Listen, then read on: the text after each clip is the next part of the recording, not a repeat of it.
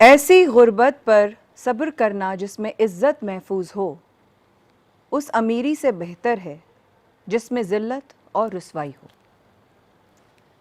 बिस्मिल्लाहिर्रहमानिर्रहीम, अस्सलाम वालेकुम ख़वातीन हज़रात। आप बराह रास्त हमारे साथ मौजूद न्यूज़ वन की पूरी टीम, माया कहानी की पूरी टीम आपकी मुंतज़र होती है जुमा, हफ्ता और इतवार। ये एक ऐसा सिलसिला है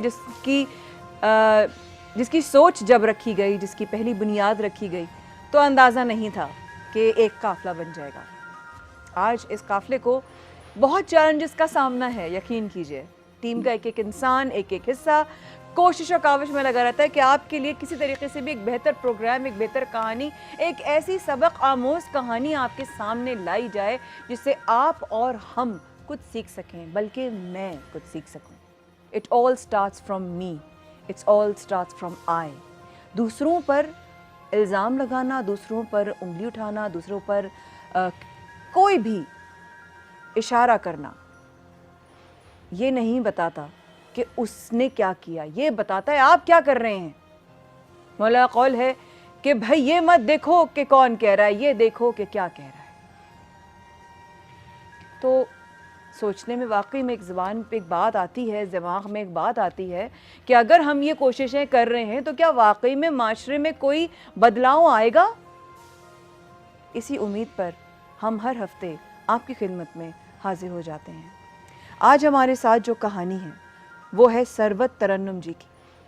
ये कौन है, इनकी क्या कहानी है, एक छोटा सा इंट्रोडक्शन का पैकेज इनका देखिए, फिर हमारे साथ वापस आइए। दुनिया में हर जगह बिजनेस हो या जायदाद, इसकी खरीदो फरोख्त का लेन देन चलता रहता है। इसके लिए ईमानदारी और सच्चाई लाजमी है, लेकिन बास लोग झूठा झांसा देकर किसी का सब कुछ लूट लेते हैं। सरवत तरन्नुम के साथ भी ऐसा ही धोखा हुआ। माया कहानी में ये अपनी दास्तान लाई हैं। कौन थे वो लोग और किस तरह से इनके साथ फ्रॉड किया गया, जानेंगे आज के प्रोग्राम में। तो देखते रहिए माया कहानी।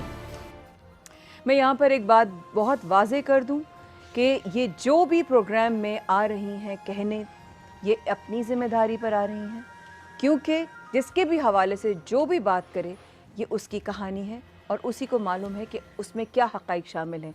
लेकिन तस्वीर का दूसरा रुख हमारे सामने नहीं है, तस्वीर का तीसरा रुख भी हमारे सामने नहीं है। इसलिए हम इनकी कहानी सुनेंगे ज़रूर, लेकिन आप लोग ये ज़रूर रखिएगा कि एक तरफ़ा सुनकर फ़ैसला मत कर लिएगा, ना कभी आज ना कभी आइंदा।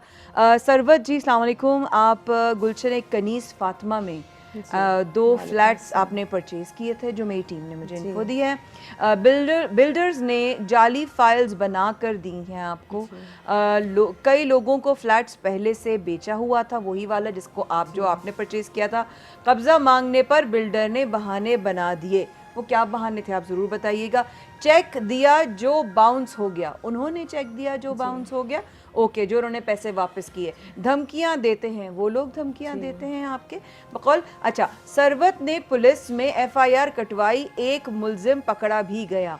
ये क्या माजरा है, यहाँ से लेके यहाँ तक की कहानी अब आप बताएंगे, और ये बताएंगे भाई कौन है साथ में। वालेकुम अस्सलाम। और बहुत शुक्रिया आपका और आपके प्लेटफॉर्म का कि जिसने मुझे मौका दिया कि मैं अपनी बात बता सकूं।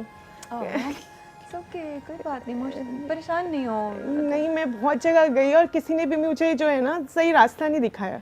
और बहुत मेहनत से मेरे शौहर ने, सऊदी अरब में 25-27 साल से वो रह रहे हैं। और ये मेरे बेटे हैं, सेकंड नंबर के बेटे हैं। अस्सलाम वालेकुम जी। और मैं जो है सऊदी अरब में मैंने पूरे 27 साल अपनी शादी के बाद ना वहीं गुजारे हैं। और इन लोगों की पढ़ाई की वजह से मैं यहाँ मूव हुई हूँ। और मेरे शौहर ने तिनका जमा करके जो है एक फ़्लैट जो है मैंने बुक कराया था 2006 में। 2006 में, ठीक है। ये एक फ़्लैट था जो, और अब उससे कहीं पर थी जी। अच्छा, वो एक बिल्डिंग है जिसके 3 पार्टनर्स थे। अच्छा। और तीनों पार्टनर्स, हमने जिनसे बुक कराया था वो बहुत अच्छे इंसान थे। उन्होंने देर लगाई मगर हमें कब्जा मिल गया। अच्छा, उस फ्लैट पे हमें कब्जा कब मिला आपको कब्जा? जी 2016 में, देन 10 साल बाद, ठीक है। मगर वो हमें मिल गया, कुछ भी इनकी आपस की ताख़ीर थी। उसके बाद मेरे शौहर बड़े खुश हुए कि फ़्लैट मिल गया है तो ये बहुत सिक्योर जगह है। तो उसके बाद मेरे बच्चे बड़े हो गए तो हमने सोचा कि ठीक है हम इसी जगह पे ना कोई और फ्लैट लेते हैं ताकि हम मिल के रह सकें यहाँ पे। उसके बाद वहाँ पे बिल्डिंग ऑफिस के नीचे ही बिल्डर ऑफिस था जहाँ पे ये अतीक अहमद खान साहब बैठते थे। ये कौन थे अतीक अहमद खान साहब? ये पार्टनर जो दूसरे थे सुहेल अहमद तीन खान में से थे। एक। जी हाँ जी, ठीक। ये तायाजाद भाई भी थे और उनके बहनोई भी थे और मेरे मैके में करीब ही रहते थे। और इनको मेरे भाई मस्जिद आते जाते देखते थे, तबलीग में भी साथ जाते थे। तो वो ऑफिस में ही बैठते थे। उन्होंने बोला कि ये भी खाली हैं और ये है, तो मेरे हस्बैंड के पास जो भी जमा पूंजी थी उन्होंने सोचा कि हम यहीं पर एक फ्लैट ले लेते हैं। राइट। और ताकि एक सिक्योर रहेगा कि एक में हम रहेंगे, बाकी में चलो मिला के हम मर्ज करके रह लेंगे। ठीक है। तो वहाँ पे उन्होंने हमें इस कदर मेस्मराइज किया कि बहुत ही गर्विदा हो गई जी, बहुत ज्यादा। उनके हुलिया, तबलीगी जमात, दाढ़ी, टोपी, छोटा कद था, बातें बहुत अच्छी करते थे, तो हम उनके गर्विदा हो गए कि बहुत अच्छे आदमी हैं। उनसे हमने पूछा कि हमने तो जफ़र अब्बासी हैं एक जो दूसरी अच्छे इंसान जो थे, उन्होंने वो नहीं है, ये सुहेल अहमद खान है, उनकी प्रॉपर्टी मैं चेक करता हूँ, मैं डील करता हूँ। हमने कहा ठीक है। तो इत्तेफाक से वो मेरे हस्बैंड ने उनसे बात कर ली कि ठीक है, हमने टोकन मनी वहाँ पे सुहेल अहमद खान जो एक्चुअल बिल्डर थे वो भी उसी बिल्डिंग में वहीं पर आए हुए थे। उन्होंने बोला ओके दैट्स फाइन, ये मेरे सारे प्रॉपर्टी के मामलात हैंडल करते हैं, ओके। हमने उनके ओके के बाद इनको टोकन मनी उसी जगह पे दी। अच्छा, उसी वक्त दे दी आपने? ठीक है। टोकन मनी आपने कैश की सूरत में दी थी? टोकन मनी हमने चेक की सूरत में दी थी। मेरे नाम का चेक था और मैंने अतीक अहमद खान के नाम पर ही दिया। ठीक है। और उनके साथ ही एक उमर साहब बैठे हुए थे वहाँ पे, उन्होंने कैश भी फौरन। लेकिन ये कोई थर्ड पर्सन बीच में इन्वॉल्व नहीं था, आपने बिल्कुल फर्स्ट एंड सेकंड पर्सन उसमें गया। ठीक है, ओके। उसके बाद फिर मेरे हस्बैंड सऊदीया चले गए, उनकी बहुत थोड़ी सी छुट्टी रह गई थी। उसके बाद बाकी पेमेंट का शेड्यूल ये हुआ कि 3 महीने में मैं उनको सारी पेमेंट कर दूंगी, जो 2 फ्लैट की 58 लाख 50,000 थी। अच्छा। मैंने उसके बाद हस्बैंड चले गए, 58,58,000। जी ठीक है। मैंने सारी पेमेंट जो है वो मेरे हस्बैंड मुझे भेजते रहे, मेरे अकाउंट में भेजा, कुछ मेरे बेटे के अकाउंट था जॉइंट उसमें भेजा। तो मैंने पे ऑर्डर की शक्ल में, कुछ चेक्स की शक्ल में, कुछ थोड़ा बहुत कैश भी उनको जो अर्जेंट ज़रूरत थी वो मैंने तकरीबन एक हमारा सर्टिफिकेट था जो प्री मेच्योर मैंने करवाया उसको कि ये जल्दी से हो जाए तो मैं इनको फुल पेमेंट कर दूं। मैंने बहुत ईमानदारी से उनको 1 हैंड सारी पेमेंट कर दी और उन्होंने लेके बड़े मज़े से आराम से रखी। और ठीक है, सुहेल का नाम उर्फ भोलू है, ये भोलू भाई का हो गया, ये मैं उनको भी दूंगा, इसमें कुछ मेरा भी प्रॉफिट होगा।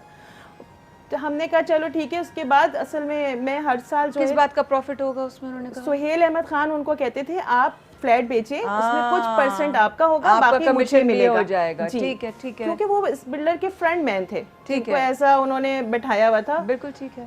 तो हमने कहा ओके। उसके बाद मैंने बोला ठीक है, अब मैं जो है ना फ्लैट पे अपने रिश्तेदारों को रखना चाहती हूँ। तो उन्होंने बोला बहुत माजरत, यहाँ पे जो लोग रह रहे हैं उनको मुझे कहीं मूव कराना है, तो आप इनसे थोड़ा सा ना कुछ ताउन कर लें, इनको 2 महीने बर्दाश्त कर लें। हैं जी।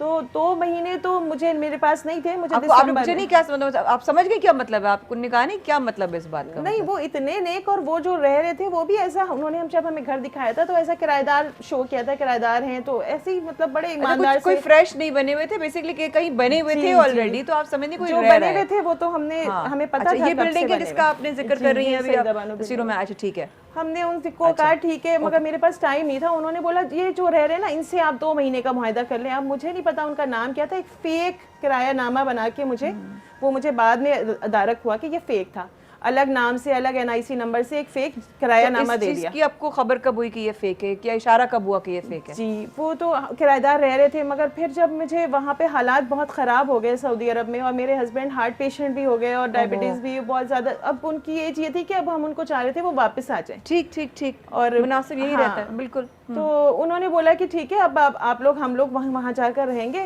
तो इनसे बोलो खाली कर देना। तो मैंने उनको बहुत दफ़ा कहा कि भाई मुझे ये फ्लैट खाली कर दीजिए। 2 महीने का कॉन्ट्रैक्ट था और एक फ्लैट खाली था। उन्होंने बोला हाँ हाँ बिल्कुल हम खाली कर देंगे और आप आइए, असल में बस आप आइएगा तो हो जाएगा। और कितना टाइम आपने इस वक्त ये रह गया था हस्बैंड के आने को और इन लोगों के खाली होने, जो उन्होंने कहा था कि इतने टाइम में खाली कर देंगे, उस वक्त कितना टाइम? 2 महीने का जो उन्होंने कॉन्ट्रैक्ट फेक भी किया था, मगर वो तकरीबन 2.25 साल रहा। 2.25 साल बाद मुझे यहाँ से फिर भी मुझे इत्मीनान था कि चलो ये हैं अच्छे आदमी। आपको इत्मीनान था कि ये मेरा तो है ना, ये मेरा घर तो में छत हो गई, मेरा आशियाना बन गया।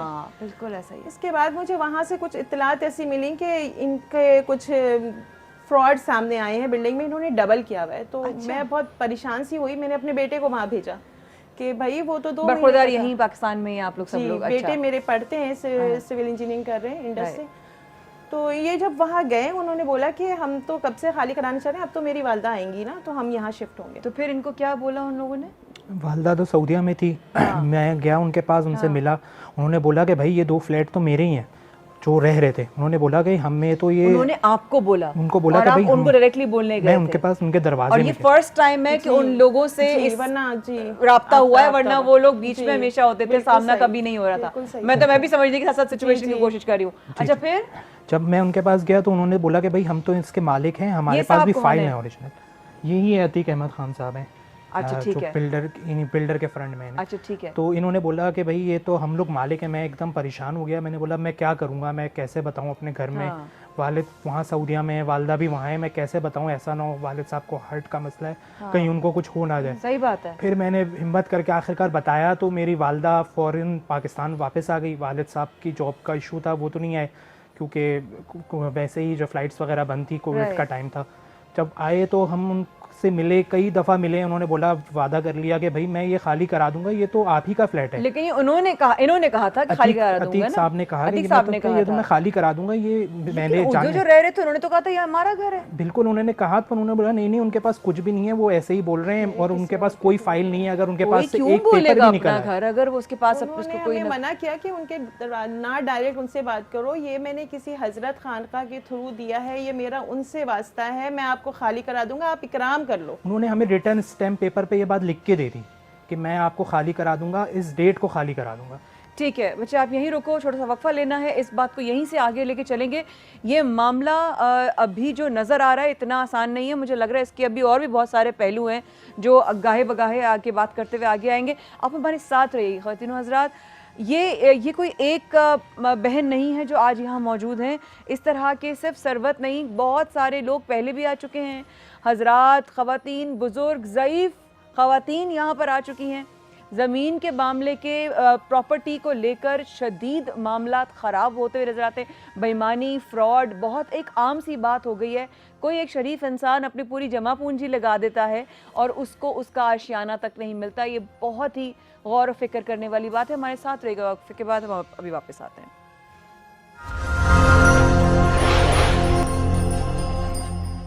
ख़वातीनो हज़रात, एक बार फिर हमारे साथ रहने का बहुत शुक्रिया। बराह रास्त आप हमारे साथ मौजूद हैं माया कहानी के एपिसोड न्यूज़ 1 पर, और हमारी पूरी टीम आज सुन रही है सरवत की कहानी। और अब तक आपने इनका देखा जो मामला है वो प्रॉपर्टी को लेकर है।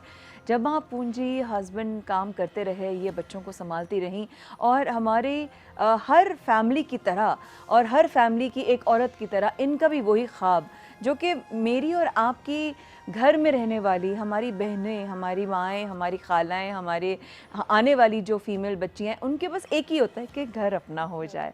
I completely understand Sarwat. उसके बाद जब ये गए, आपके बेटे, आपका नाम क्या है? हम्माद।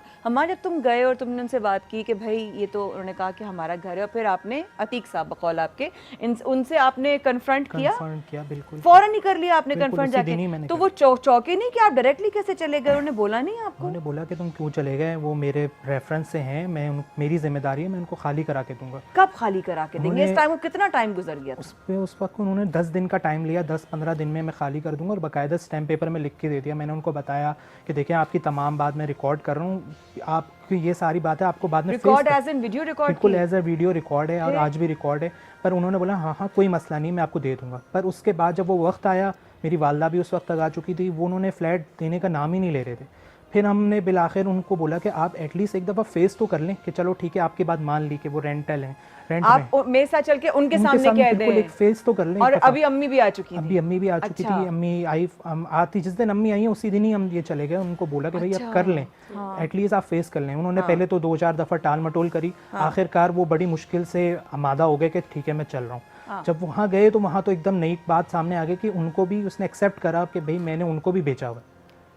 वहाँ जाके उस बंदे ने इवन जब तक उन्होंने गेट दरवाज़ा नहीं खोला था अपना, तब तक भी वो बोलता रहा कि ये तो रेंट पे। और जैसे ही दरवाज़ा खोला और अंदर गए तो बस उन्होंने एकदम यू टर्न लिया कि हाँ मैं एक्सेप्ट करता हूँ, मैंने इनको भी बेचा हुआ है और आपको भी बेचा। फिर हमने उनको बोला कि भाई अब क्या होगा आगे। उन्होंने बोला कि ठीक है मैं ऐसा कर लेता हूँ कि एक फ़्लैट इनको दे देता हूँ, क्योंकि मैंने इनसे भी पैसे लिए हुए हैं, एक फ़्लैट आप ले लें और दोनों को एक फ़्लैट का मैं रिफ़ंड कर देता हूँ। उन्होंने बोला ठीक है। हमने बोला ठीक है हम रिफ़ंड ले लेते हैं, पर आप हमें कुछ दें। उन्होंने फिर बाकायदा फिर वही किया, मैं स्टैम्प पेपर में लिख के देता हूँ, चेक दे देता हूँ आपको।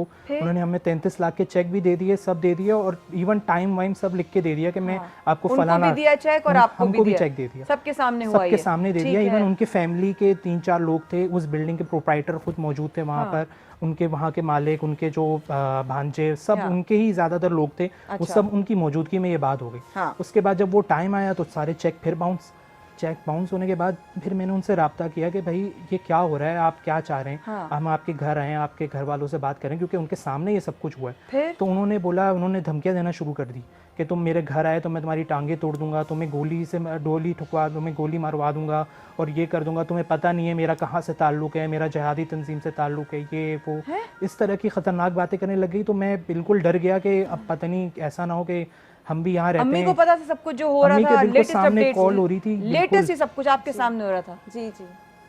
और तो बड़ी अजीब सी बात की उन्होंने। जी। पहले तो वो बिल्कुल सबके सामने, क्योंकि वो फंस चुके थे कि वो कह रहे हैं कि मैंने भी दिया है, वो हमारे पास पूरी वीडियो रिकॉर्डिंग है उस वक्त की, उन्होंने हमें कोई 5 घंटे 6 घंटे घुमाया है। तो मैं इनसे मीटिंग कर लेता हूँ, मैं इनसे एडजस्ट कर लेता हूँ, ये वो करके, और हम लोग कह रहे थे कि नहीं हमसे, और मान गए कि हमने उनसे भी लिए हैं मगर बहुत थोड़े लिए हैं, इसमें थोड़ी होता है उनका घर, और हमसे हमें उन्होंने कबूल किया क्योंकि मेरे भाई भी थे, ये भी थे कि हाँ आपसे लिया है, आप मालिक हो, ये हो, मगर उस कबूल करने का फ़ायदा हमें कुछ भी नहीं हुआ। उन्होंने, हम उनके घर गए, उनके घर में, उनके ड्राइंग रूम में उन्होंने मुझे एक हलफनामा लिख के दिया कि मैंने इनके साथ फ्रॉड किया है, और मैं इनको एक, क्योंकि मैंने दोनों से लिया है तो एक फ्लैट बाजी आप रख लो, एक फ्लैट जो है इनको रहने दो। तो हमने बोला मतलब इंसान की जो चीज होती है जिसमें पैसा लगाया, अब ऐसा लग रहा है कि बिल्कुल भी राजी नहीं थी, मगर वो जो हमारे भाई थे वो कहने लगे चलो कुछ तो मिल रहा है, उनके साथ भी उनको भी इन्होंने फ्रॉड किया है, चलो जुल्म नहीं हो, उनसे भी पैसे लिए हैं, चलो हम इस बात पे एग्री हो जाते हैं। तो हमने जब चेक लिए तो हमने बाकायदा उनसे हलफनामा लिया, और बिल्डिंग के प्रोप्राइटर ने 3rd पर्सन जो थे यासिर अहमद खान, वो इनके चाचाजाद भाई भी हैं, वो लोग बहुत नाइसली मुझसे बिहेव किया। उन्होंने बिल्कुल मुझ पे कोई ऐसा नहीं बोला कि बाजी आपने कैसे कर लिया, ये कर लिया। उन लोगों ने, और फिर ये सुहेल अहमद खान खुद, उन्होंने चेक लेके मुझे दिया कि ठीक है ये चेक तो अतीक के हैं मगर मैं जिम्मेदारी ले रहा हूँ कि आप का मसला सेटल हो गया। ये कितनी पुरानी बात है? ये 4 अप्रैल के, ये अभी 2021। अच्छा ठीक है। फिर हमने उनकी बात पे बिलीव कर लिया, हम घर आ गए। जब चेक बाउंस हुए, यके बाद दिख रहे अलग अलग डेट्स के थे। अच्छा तो ये चेक्स थे जो बाउंस होना शुरू हो गए थे। एक ओके फ्लैट फाइन। के चेक रिफंड और एक फ्लैट का कब्जा लिख के दिया उन्होंने। ठीक है। कब्जा तो वो नहीं मिल सकता था क्योंकि जो रह रहे थे उन्होंने फ्लैट के चेक को लेने के बावजूद केस कर दिया कि हम रह रहे हैं और अतीक ने हमारे साथ फ्रॉड किया। ये वो थे जिनके पास आप गए थे पता करने के लिए। ओके वाह, उन्होंने केस कर दिया। उन्होंने केस कर दिया, उन्होंने हमें पार्टी नहीं बनाया, अतीक अहमद ने हमसे फ्रॉड किया है। अच्छा मतलब जाहिर है आपसे तो नहीं किया था हमसे कुछ भी उनका वो कोई मसला नहीं था। तो उन्होंने केस किया मगर वो भी उन्हीं जैसे थे, उन्हीं के रखे हुए लोग थे। तो उनका केस ऐसा है कि हेयरिंग पे वो आते नहीं है, लंबी हो रही है, वो बैठे हुए हैं आराम से अंदर, इसलिए उनको कोई वो नहीं है। मगर हम खाली हाथ रह गए, ना हमें पैसे मिले ना हमें घर मिला। उसके बाद में अपार्टमेंट वो दे रहे थे वो भी नहीं मिला क्योंकि दोनों पे, जो एक घर खाली था उस पे भी उन्होंने, तहूर इदरीस नाम है उनका, वो पता नहीं कब उसमें आए। मैं बार बार अतीक से पूछती थी कि ये इस वाले फ्लैट में कैसे आ गए, चलो ये कोने के फ्लैट में, एक फ्लैट में रहते थे, ये दूसरे में कैसे आ गए थे।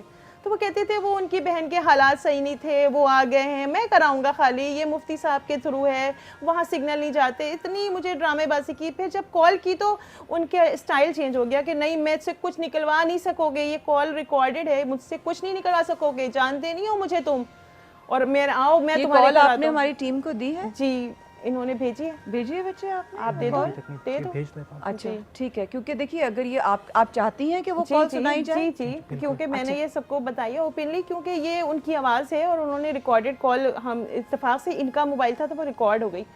तो उन्होंने इस तरह की बातें की तो फिर मेरे तो हाथ के तोते उड़ गए। मैंने बोला अब ये इनकी बातों में नहीं आ सकते, इन पर बिलीव नहीं कर सकते। आखिरी दिन उन्होंने मुझे बोला कि मेरा भाई है, वो लईक भाई है, सक्खर से आया है, वो उसके नीचे तो अफसर बैठे होते हैं, यानी मुझे थ्रेट करने के लिए, और वो भी कुछ भी करा सकता है। फिर जब मैंने उनसे बोला कि कुछ भी करा सकता है, क्या कराएगा, जान लेंगे बस, क्योंकि ये लूटर्स हैं ना, और क्या कर सकते हैं, इस दुनिया में कर लेंगे, क्या करें आखिरत में, ये खुदा की कसम, अल्लाह सुभान अल्लाह, इनके ऊपर क्या बात की है। मैं अल्लाह से कहती हूँ अगर ये मेरा सब कुछ ले ले, मगर अल्लाह मुझे इसके बदले जन्नत में घर दे दे। देगा, महल देगा, घर नहीं महल मिलेगा इंशाल्लाह। जो अल्लाह पर ईमान रखते हैं बिल्कुल। और जो उसके नबी पर जो है वो दुरूद भेजते हैं, अल्लाह ताला उनको क्यों नेक, सुभान अल्लाह का आपको पता है कि अल्हम्दुलिल्लाह। क्या अजर है।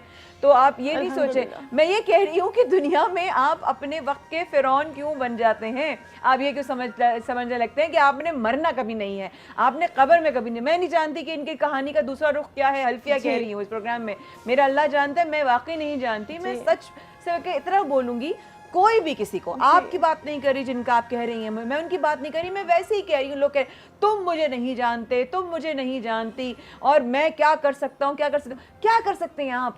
क्या करेंगे? जान लेंगे, बस इतनी ताकत है ना आपकी।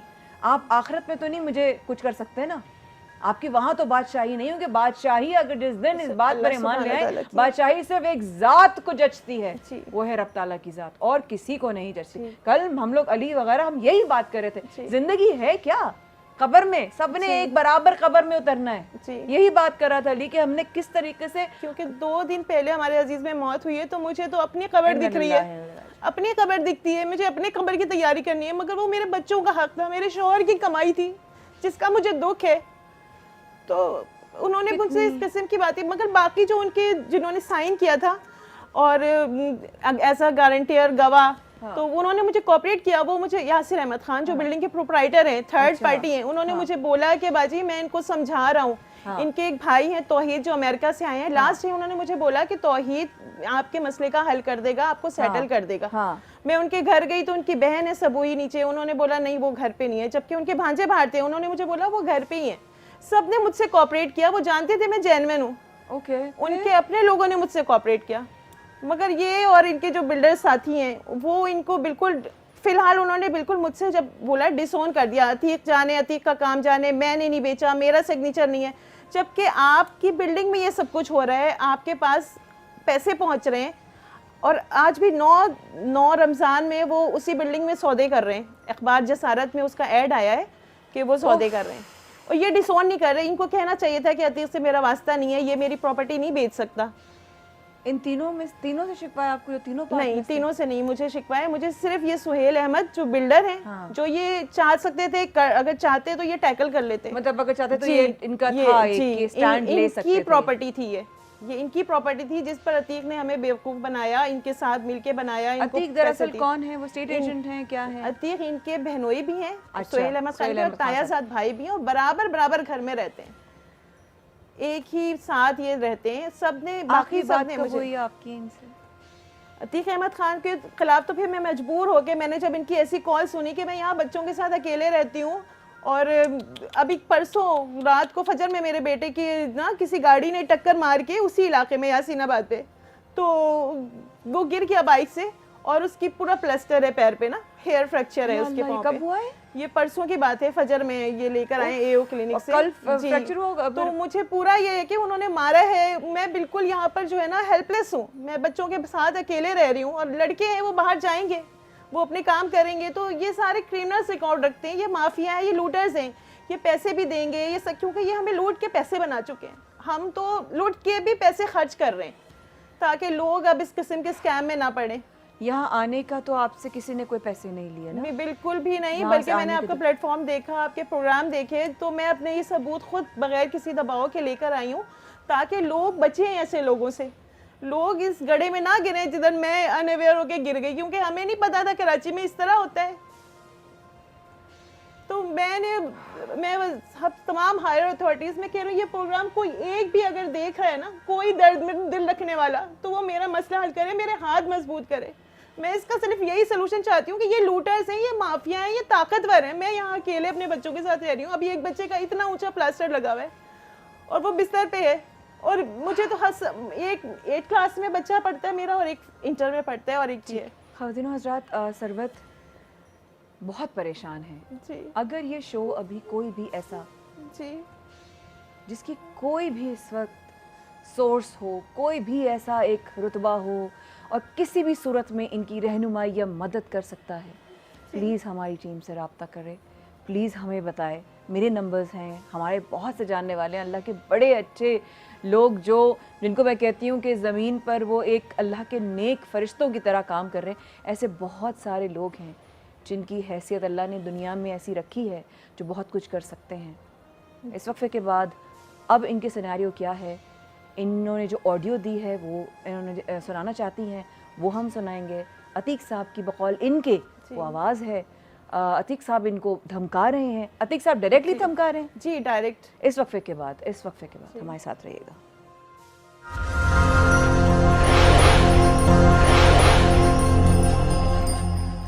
ख़वातीन हज़रात, एक बार फिर हमारे साथ रहने का बेहद शुक्रिया। बराह रास्त हमें देख रहे हैं इस वक्त न्यूज़ 1 पर। माया कहानी की आज के एपिसोड में हमारे साथ मौजूद हैं सरवत साहिबा, जिनकी उनकी हस्बैंड की और उनकी जमा पूंजी सारी जो एक उनका ख्वाब था कि अपना घर हम ख़रीदेंगे, परचेज़ कर लिया। और परचेज़ करने के बाद उनको जो लुबो लबाब है इस पूरी कहानी का वो ये हुआ कि ना पैसे हाथ में आए और ना वो घर हाथ में आया।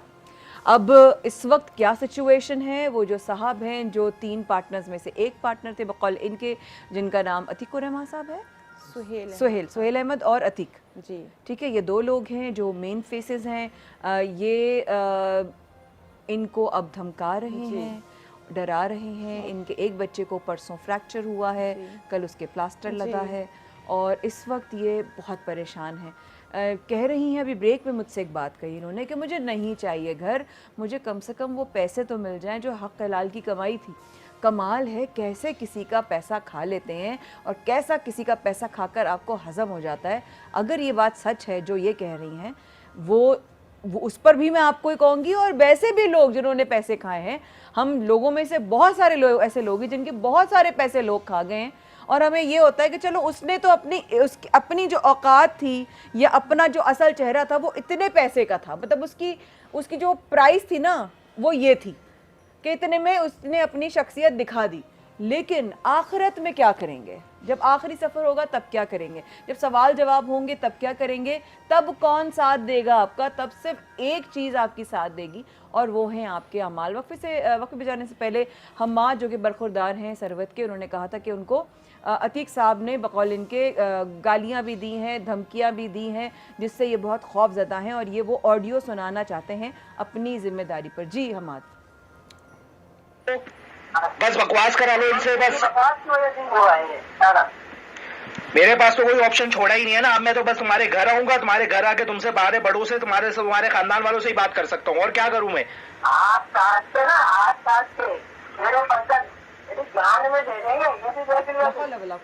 हेलो, लेकिन इसी ऑडियो में इन्होंने कहा है, मैं बहुत माजूक खाऊँ, ये ज़बान मुझे नहीं पता था कि ज़बान इस्तेमाल की है, लेकिन हाँ इन्होंने अगर इसी में कहा है कि मैं तुम्हें मैं तुम्हें गोली सर पे गोली ठुकवा दूंगा, यहाँ तक बोला है। बोला। आपको मालूम है ये एविडेंस है, बिल्कुल ये तो एविडेंस है। ये तो आप उनके ऊपर जो है वो मैं ज़्यादा तो नहीं बोल सकती, ठीक है, लेकिन वकीलों की औलाद हूँ, इतना तो मुझे आइडिया है, ये तो अटेम्प्ट टू मर्डर है। बिल्कुल, उन्होंने ये सब कहा तो इसी वजह से ही हम आज तक इतना परेशान हैं। ये कितनी पुरानी बात है हम्माद? ये मेरे ख्याल में ईद से 1-2 दिन पहले की बात है। रमज़ान में इन्होंने ये बातें बिल्कुल, की? मेरे ख्याल में बस 26वीं शब या 27वीं शब ही थी जिस दिन मैंने इनसे रब्ता किया, और इवन तरावी के वक्त किया। मुझे लगा कि वालदा बहुत परेशान है, तो मैं उस दिन तरावी पढ़ने नहीं गया, मैं रुका, मैंने इनसे कॉल करी, कॉल करके जब मैंने इनको बोला तो फिर इन्होंने इस तरह की बातें करी। जब आपने कहा कि मैं तुम्हारे घर आके बात करूंगा सबके सामने, तो इन्होंने कहा कि अब मैं तुम्हारे साथ ऐसा ऐसा करूंगा कि तुम्हें पता नहीं है। क्यों उनके घर जाने पर उनको क्या एतराज़ था? देखिए, ये तो मुझे नहीं पता, पर हमारे पास कोई और ऑप्शन था नहीं कि अब हम कहाँ जाएं। आपको मालूम है उनका घर कहाँ है? जी बिल्कुल, क्योंकि जो चेक वगैरह जितनी भी चीज़ें दी हैं वो उनके घर पे ही हमने उनसे रिसीव करी। उन्होंने अपने जो हल्फनामा दिया है और जितने भी चेक दिए हैं वो सब उनके घर पे ही बैठ के, उनके ड्राइंग रूम में बैठ के सारी बात डन हुई, क्योंकि उस वक्त सब मौजूद थे, हमारे ख़ानदान के मेरे मामू वगैरह सब मौजूद थे, बड़े मौजूद थे, तो इस वजह से उस वक्त उन्होंने कुछ नहीं कहा। पर जब चेक बाउंस हो गया तो बस उन्होंने फिर कॉल पे इस तरह की बातें करी और जिहादी तंजीम से अपना ताल्लुक़ बताया। ओके, इनका दफ्तर कौन से इलाके में है? इनका दफ्तर उसी गुलशन कनीस फातिमा ब्लॉक 4 सईदा बानो बिल्डिंग, ठीक है। उसी और के नीचे आपकी था। रिहाइश कहाँ पर है? और मेरी रिहाइश है नॉर्थ कराची में, नॉर्थ कराची सेक्टर 11 सेक्टर 11 में। तो आपने कहीं एफआईआर दर्ज कराई? जी, मैंने सर सैयद पुलिस स्टेशन में एफआईआर दर्ज कराई है। आपके इलाके का कोई नहीं सुन रहा था, मुझे लॉयर करना पड़ा, मैंने एक लॉयर किया है, लॉयर ने ये कोर्ट से ऑर्डर दिए हैं तो ये एफआईआर कटी है, वरना हमें तो कोई भी नहीं मुंह लगा आपका रहा था। कानूनी हक है जी। FIR दर्ज करना, ये मगर नहीं हो रहा था, मैंने वेरी कोर्ट से ऑर्डर स्ट्रेंज, लेके वेरी किया है। स्ट्रेंज। तो आपकी FIR दर्ज हो गई है अब? जी, ठीक उसी है। FIR में bounce आपने check क्या पे, क्या करवाया है? सिर्फ बाउंस चेक पे, क्योंकि ये लेकिन अब आप तो जी, को धमकी मिल रही है ना, जी, अब तो आप अपनी FIR धमकियों की भी करवाएंगे जी। ना कि आपकी बिल्कुल, पूरी बिल्कुल। फैमिली को जान का जी, खतरा है। क्योंकि धमकियों में भी वो नहीं कर रहे, वो थाना वो पड़ता है जो उस फ्लैट के एरिया का है, ये बाउंस चेक मेरे एरिया के बैंक का है तो मैटर। आपके लॉयर क्या कह रहे हैं कि जी। कौन से एरिया में जाके कंप्लेन या FIR करनी जी, चाहिए? वहाँ पे हमने कर रहे हैं, वहाँ पे लॉयर ने बोला है कि एप्लीकेशन दी उसके है सिलसिले में बिल्कुल भी सच्चल करेंगे। थाने में, जी। पर अभी तक वहाँ पर कोई FIR वगैरह कुछ भी नहीं हुई। कितना टाइम हो गया इस बात को? उसको मेरे ख्याल में कोई 1.5-2 महीने हो रहे हैं, और हमने फिर कोर्ट से भी तो करी है वहाँ से। 1.5-2 महीना, बिल्कुल। यानी कि इनकी धमकियों से पहले ही आप FIR दर्ज उस वक्त करा तक रहे हैं? ये जो है ना बाय धमकियों के फेस बाद। धमकी दे चुके थे, बाय फेस बाय धमकी दे फेस चुके धमकी थे। दे चुके थे, अच्छा। क्योंकि कॉल वगैरह तो बाद में हुई है रमज़ान में। अगर 26-27 रमजान को उन्होंने ये जान लेने की धमकी दी है, उसके बाद आपने कहाँ जाकर कंप्लेन कराने की ट्राई की? हम उससे पहले ही ट्राई कर चुके थे, क्योंकि वालदा को ये जिहादी तंजीम ये सब बाय फेस ही वो बोल चुका था। तो क्योंकि हमें पता था कि अब ये करने वाले हैं, तो हमने उससे पहले ही फिर ये जब कॉल हुई, मुझे लगा कि शायद ये खाली वालदा के साथ बोल रहा है, तो इस वजह से ये वालदा को अकेले समझ के कर रहा है। तो मैंने बोला कि चलो मैं खुद बात कर लेता हूँ। जब मैंने बात करी तो फिर उनकी टून वही थी कि मैं आपको मरवा दूंगा, ये करूँगा, सब वालदा को बोल चुका था वो पहले। पर जब मैंने कॉल करी तो फिर ये उसी टून पे करते रहे, पर हमने सच्चल में रिक्वेस्ट दी हुई है और अभी तक कोई FIR नहीं हुई। आई थिंक अब आप लोगों को, आपके लॉयर, मुझे नहीं पता वो क्या प्लान कर रहे हैं, लेकिन उनको अब आपने बताया है ये बात कि ये इस तरह का मैसेजेस जी, आए हैं, उसने जी। हमें इस तरह धमकी दी है। जी। मेरा ख्याल है अब तो आप लोगों को एक और FIR करवानी जी चाहिए। मैम, हम तो हर तरफ जा रहे हैं और सबको बता रहे हैं, मगर ये डायरेक्ट नहीं कर रहे। इनडायरेक्ट में हमारा कानून ये नहीं देखता कि हमारा क्रिमिनल रिकॉर्ड नहीं है, उनका क्रिमिनल रिकॉर्ड है, उन्हें नजर नहीं क्या आता। कोई और आपके सामने ऐसा आया है जिसके साथ इन्होंने बेईमानी की हो? जी, वहाँ उस फ्लैट में अगर जाएं तो सबको सबकी ज़बानों पे ये ज़देआम है ये कहानी कि ये अतीक साहब डबल फाइलिंग कर रहे हैं। और मेरे अलावा भी लोग हैं जिनसे इन्होंने इसी तरह रहते हुए लोगों से फ्लैट बेच दिए, और जो रह रहे हैं उनके पास भी फाइल है, अच्छा। और जो बाहर है उनके पास भी फाइल अब है। सरवत मैं आपसे कुछ और सवाल करने वाली हूँ, ठीक है? अब जरा हम प्रोग्राम के आखिर वाले हिस्से में हैं जी। और बहुत अहम सवालात कर रही हूँ। जब आपने ये बुकिंग कराई थी, जी, किसके कहने पे कराई थी? बुकिंग के वक्त तो क्योंकि ये मेरे घर वालों के नेबरहुड में रहते हैं, पड़ोस करीब में, तो इन लोगों का सब वो जानते थे, तो उनके कहने पे कराई थी। मेरे भाई ने बोला कि आपके घर में किसी ने और पहले इनके साथ कोई और या जानने वालों में किसी और ने बुकिंग कराई थी? नहीं। समझ रही है मैं क्या आपसे जी, सवाल कर रही हूँ? जी। ठीक है, कि ये एतमाद- इसके पीछे इशारे क्या हैं? जी। ठीक है, और आप लोग भी, जितने जी। तमाम लोग देख रहे हैं, आप सब लोगों से मैं जी। साथ साथ ये, आपने नहीं देखा नहीं। कि इनसे किसी और ने परचेज किया हो या डीलिंग की हो प्रॉपर्टी के मामलात को लेकर? जी। ठीक है, आपको नहीं आइडिया था, नहीं। सिर्फ जान पहचान पर जी। आपने कर लिया। जी। लेकिन आपने अपना कितना पैसा लगा दिया बुकिंग पे तो हमने ऐसा कम लगाया था, क्योंकि वो और 2006 टोटल कितना की है। पैसा लगा दिया? मगर अभी तो 60 लाख 60 ये लाख इन 2 पे जो हमने 2.5 साल पहले किया है। 60 लाख जी। सिर्फ एक जान पहचान वाले जी। पे। और उनका हुलिया इतने मजहबी, अल्लाह रसूल की बातें, वो कहते थे कि जैसे ये मामलात होंगे वैसी खबर होगी, ये उनके मुंह के अल्फाज हैं। तो सच कह रहे हैं वो? जी, मगर मैं उन पर सच कह रहे हैं। इस वजह से इतना एतमाद किया कि ये बहुत नेक आदमी है। और हमें बिल्कुल बिल्कुल सही लगे, क्योंकि मुझे उन एक पर बिल्डिंग बिल्कुल है, भी- उसी के नीचे बिल्डर ऑफिस बाकायदा बना हुआ है, हमारी बिल्डर बोल क्या रहा उम्र है है। आपकी अभी? मेरी जो है 24 साल। You're 24 years old, right? You're just like my nephew, ठीक है? मुझे एक बात बताओ, इतनी सी उम्र में तुम्हें इतना क्या तजर्बा हुआ है अब तक की इस कहानी में? ये तो बस यही समझ आता है कि शायद पाकिस्तान में अगर कोई इन्वेस्ट करे तो बहुत सेफली इन्वेस्ट करे, देख ताक के इन्वेस्ट करे। पाकिस्तान की बात नहीं है, पाकिस्तान अपने आप में ये तो उनको भी दे रहा है जो गलत कर रहे हैं, बिल्कुल। ये उनको भी पाल रहा है जो ये जमीन हमको पाल रही मेरा है। ये हम ख्याल तो है कि इतने कम से गुनाहगार हैं। कम अनलीज चीज़ जो है वो ना लें। नहीं, जब तक आपके पास, देखिए आप मार्केट में पैसे लगाते हैं ना, आप पहले जाएंगे ना, तरबूज है ना, तरबूज काट के दिखा देता है कि लाल है अंदर से, ठीक है, लेकिन आप बगैर देखे जो करते हैं उसमें रिस्क होता है, दैट्स अ गैम्बल। बिल्कुल। आप लोग उनको नहीं जानते थे, बिल्कुल भी नहीं चाहते। अब आपने प्रॉपर्टी के मामले में जब भी जाना है उसकी इतनी देखभाल करनी है, उसको इतना चाहिए कि उस बंदे ने फला अगर अली भाई दानी है या हमारे अदनान भाई हैं या कोई और है, उन्होंने इससे पहले कौन से प्रोजेक्ट्स किए हैं, बिल्कुल। इससे पहले कितने लोगों के साथ काम किया है माया खान ने और कितने शोज पहले किए हैं, आपको कुछ तो पता हो कि इसने पहले कितनी बिल्डिंग्स खड़ी की हैं। हिस्ट्री चेक करें, हिस्ट्री तो चेक करें, उसके नाम पर और कितनी बिल्डिंग्स हैं और उसने कौन उसकी क्लाइंटेल है, किस किस को बेचा है, आपको पता तो होना चाहिए। बट ये इस तरह का मेस्मराइज था, मेरे हस्बैंड तो बिल्कुल फ्लैट हो गए थे कि नहीं ये बहुत अच्छे आदमी है, क्योंकि मेरे हस्बैंड खुद बजाते खुद बहुत अच्छे आदमी है। जो अच्छा होता जी। है उसको दूसरा अच्छा ही लगता है। बिल्कुल, बस मेरी उसकी दुआ ये बातों में ऐसे आई है थी। कि इस प्रोग्राम का किसी ऐसे को जिसका असर रसूख वाला कोई भी शख्स हो, बिल्कुल। कोई भी सोर्स हो, इनकी हेल्प कर सके, प्लीज़ ज़रूर इनसे रब्ता कीजिए, हमसे रब्ता कीजिए, हम हैं इनके कांटेक्ट में। I really wish you Sarwat कि आप लोगों की हक़ हलाल की कमाई आपके पास वापस आ जाए और आपने जीते रहो आप भी। God bless you, stay safe. Allah ताला आपके घर को, आपके बच्चों को, सबको अपने हिफ्ज़-ओ-मान में रखे। ये बड़े अजीब से मामलात नज़र आने लगे हैं माशरे में, ये हो क्या रहा है? जो शरीफ है वो लुटता चला जा रहा है, दबता चला जा रहा है, रोता चला जा रहा है और मरता चला जा रहा है, जबकि जो जालिम है उसको बातें तो सब याद हैं, अल्लाह को तो ज़रूर मानता है लेकिन अल्लाह की नहीं मानता। हमें अल्लाह का मानने वाला बनने की बहुत ज़रूरत है। अपना ख्याल रखिएगा। होती है आपसे बराह रास्त कल मुलाकात। अल्लाह।